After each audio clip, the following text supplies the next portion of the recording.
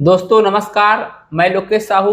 जैसा आप जानते हैं, मैं पिछले 13 साल से एक फाइनेंस कंसल्टेंट हूं, साथ ही एक म्यूचुअल फंड डिस्ट्रीब्यूटर भी हूं।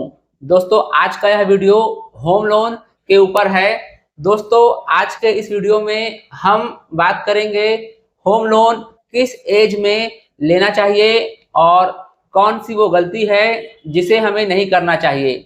दोस्तों इसे समझते हैं एक केस स्टडी से। प्रकाश साहू, जिसकी उम्र 25 साल है, वह एक कंपनी में जॉब करता है। उसकी मंथली सैलरी है 60,000 और वह एक 30 लाख का घर लेना चाहता है। अभी उसके बैंक अकाउंट में दोस्तों 7 लाख रखा हुआ है।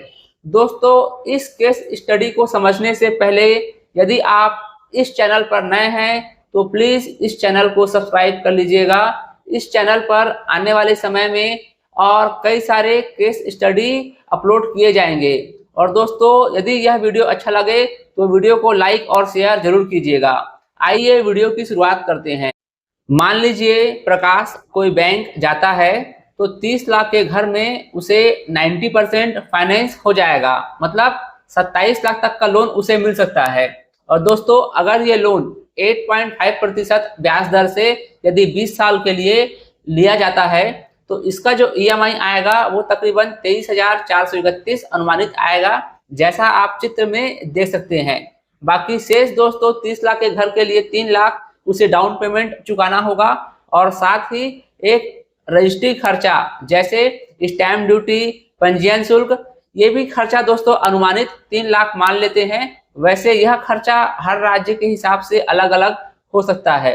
वैसे दोस्तों यहाँ पर एक खर्चा बैंक का और आएगा और वो है जब आप कोई बैंक जाते हो लोन के लिए तो वहां पर कुछ ऐसे शुल्क, कुछ ऐसे चार्ज आपको देने होते हैं, जैसे प्रोसेसिंग फीस, लीगल और टेक्निकल चार्ज, और साथ में आपको भी एक बैंक में भी एक स्टैम्प ड्यूटी देना पड़ता है जो डिपेंड करता है आपके लोन अमाउंट के ऊपर में। दोस्तों इस खर्चे को भी यदि हम 25,000 मान लेते हैं अनुमानित, तो दोस्तों आप देख सकते हैं प्रकाश के पास शुरुआत में जहां पर 7 लाख उसके बैंक अकाउंट में था, अब उसके पास मात्र 75,000 रुपए ही बचे। दोस्तों आगे के इस कैलकुलेशन को आपको समझने के लिए आपको प्ले स्टोर से एक ईएमआई कैलकुलेटर डाउनलोड करना है। उसके बाद ही आप इस कैलकुलेशन को बहुत अच्छे से आप समझ पाएंगे। अब दोस्तों आते हैं ईएमआई के एमोर्टाइजेशन शेड्यूल में, जिसमें आप देखते हैं कि आप जो ईएमआई का भुगतान कर रहे हैं बैंक को, उसमें आप देख सकते हैं कि जो ईएमआई आप दे रहे हैं 23,431 में से उसमें सिर्फ 4,306 रुपए ही आपके मूलधन में जमा हो रहा है। बाकी शेष जो रकम है, ठीक है, 19,125, ये आपके ब्याज का हिस्सा है। दोस्तों अगर 7 साल बाद मतलब 84 मंथ्स बाद यदि आप बैंक जाते हो यह पता करने के लिए कि आपका टोटल मूलधन कितना बचा हुआ है, तो दोस्तों आप आश्चर्य करेंगे, आपका जो टोटल प्रिंसिपल बैलेंस है वो अभी भी 22,08,000 के आसपास बचा हुआ है, जैसा आप चित्र में देख सकते हो। कहने का मतलब ये है दोस्तों, आपने इतने सालों में आपने लगभग 17,28,000 लगभग आप ब्याज दे चुके हो, जबकि आपका जो टोटल जमा है वो तकरीबन 19,68,000 इतना हो चुका है। कहने का मतलब यह है दोस्तों, आपने 7 साल में जितना भी रकम का भुगतान किया है उसमें मात्र 2,39,000 ही आपका मूलधन में जमा हुआ है। बाकी पूरा रकम आपका सिर्फ बैंक जो आपसे ब्याज वसूला है उसी। दोस्तों अब इसी कैलकुलेशन को हम एक दूसरे नजरिए से भी समझते हैं। मान लेते हैं दोस्तों यदि प्रकाश घर न लेकर यदि इसी ईएमआई के पैसे को किसी 3-4 म्यूचुअल फंड कंपनी में निवेश करता केवल शुरुआत के 7 साल के लिए, तो उस कंडीशन में क्या होता। दोस्तों वैसे यहाँ पर मैं एक छोटा सा डिस्क्लेमर मैं दे देता हूँ। मैं जो रिटर्न आपको बता रहा हूँ यह संभावना पर आधारित है और साथ में यह वीडियो किसी भी म्यूचुअल फंड कंपनी को प्रमोट नहीं करता है, ठीक है दोस्तों।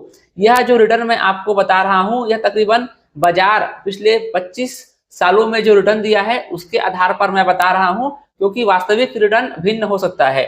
वैसे दोस्तों यदि 23,431 को अगर आप 7 साल के हिसाब से किसी म्यूचुअल फंड कंपनी में डालते और अनुमानित यदि 13% का भी CAGR मतलब आपका कंपाउंड एनुअल ग्रोथ रेट आता तो दोस्तों आप देख सकते हैं चित्र में ये 23,431 आपका तकरीबन 32,18,000 हो चुका है, जैसा आप चित्र में देख सकते हो। और साथ ही दोस्तों यदि जो प्रकाश के पास शुरुआत में 7 लाख था, उस 7 लाख को भी यदि वो किसी लमसम में डाला होता एक साथ, तो वह भी 13% की दर से अब तक 16,48,000 आसपास हो चुका, जैसा आप चित्र में देख सकते हैं।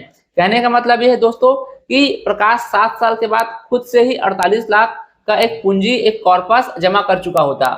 ठीक है दोस्तों, 7 साल के बाद अब प्रकाश का एज 32 साल हो चुका है और उसकी सैलरी भी अब 90,000 हो चुका है। और मान लेते हैं जो प्रॉपर्टी वह 30 लाख में खरीदना चाहता था, वह प्रॉपर्टी अब उस लोकेशन में अवेलेबल नहीं है, लेकिन वैसा ही प्रॉपर्टी किसी दूसरे लोकेशन में अब उसे 40 लाख में मिल रहा है।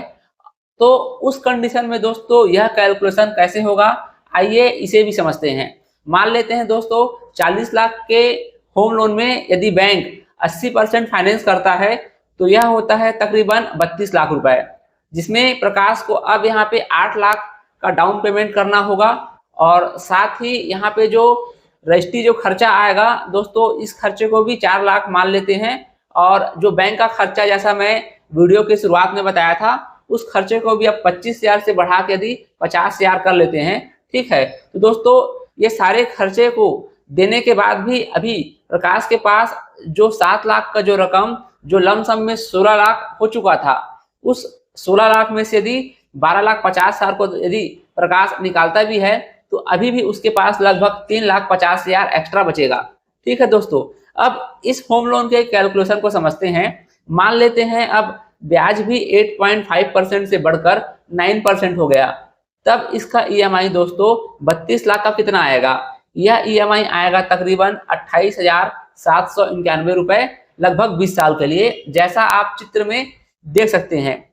अब दोस्तों यदि मान लेते हैं कि प्रकाश इस होम लोन को यदि पूरा 20 साल चलाता है, ठीक है, तो इसका जो टोटल ब्याज आएगा वो आएगा 37 लाख रुपए। मतलब 32 लाख का यह लोन टोटल 69 लाख पड़ेगा, जैसा आप चित्र में देख सकते हैं। अब दोस्तों प्रकाश के पास शुरुआत में जो 32 लाख था, ठीक है, और साथ ही 16 लाख जो रकम उसके पास था उसमें 12,50,000 खर्च करने के बाद जो 3,50,000 बचा, वो भी अगर इस 32 लाख में ऐड कर दिया जाए तो यह रकम ही तकरीबन हो चुका है 35,50,000। ठीक है, यदि अब प्रकाश इस 35,50,000 को 3-4 म्यूचुअल फंड कंपनी में डालता है लगभग सेम 20 साल के लिए, और मान लेते हैं दोस्तों यहाँ भी अनुमानित यदि सेम 13% का रिटर्न अगर आता है, ठीक है, तो आप देख सकते हैं दोस्तों ये जो 35,50,000 लगभग 20 साल के बाद तकरीबन 4,09,00,000 हो चुका रहेगा, जैसा आप चित्र में देख सकते हैं। दोस्तों कहने का मतलब यही है कि आप होम लोन लेने के लिए शुरुआत में हड़बड़ी मत करें, बल्कि जितना लोन आप चाहते हैं उतना ईएमआई को आप जमा करते चलिए किसी म्यूचुअल फंड कंपनी में, ताकि 6 साल 7 साल के बाद जब आप बैंक जाएंगे तो जितना लोन आप लेना चाहते थे उतना हिस्सा तकरीबन आप स्वयं जमा कर चुके होंगे। हो सकता है दोस्तों इस बीच यदि प्रॉपर्टी का कॉस्ट बढ़ता भी है, ठीक है, तो कहने का मतलब आप डाउन पेमेंट करने के बाद भी एक मोटा रकम आपके पास बचेगा। ठीक है दोस्तों, जिससे आप आने वाले समय में कोई भी मेडिकल इमरजेंसी है या कोई अन्य खर्चा है, या आपको बैंक का अगर पार्ट पेमेंट करके लोन खत्म करना है, तो ऐसे बहुत सारे विकल्प आपके सामने होंगे। क्योंकि होता क्या है, जब आप शुरुआत में बैंक से लोन लेते हैं, ठीक है, तो आपका ईएमआई का 80 से 90% हिस्सा टोटल ब्याज में चला जाता है। और कभी ऐसा सिचुएशन आता है आपके सामने कि कभी आपको प्रॉपर्टी बेचना हुआ, तो प्रॉपर्टी से जो रिटर्न आएगा वो रिटर्न आप ऑलरेडी बैंक को ब्याज के तौर पे आप दे चुके होते हैं। दोस्तों शुरुआत के 4-5 साल में प्रॉपर्टी इसीलिए कभी भी आपको ज्यादा रिटर्न निकाल के नहीं देता है, क्योंकि जो रिटर्न प्रॉपर्टी आपको कमा के दे रहा है वह रिटर्न आपसे बैंक ब्याज के तौर पे वसूल चुका है। दोस्तों आशा करता हूं यह वीडियो आपको पसंद आया होगा। यदि आपके मन में कोई सवाल है तो आप कमेंट कर सकते हैं, कोशिश करूंगा आपके हर सवाल का जवाब दे सकूं। धन्यवाद।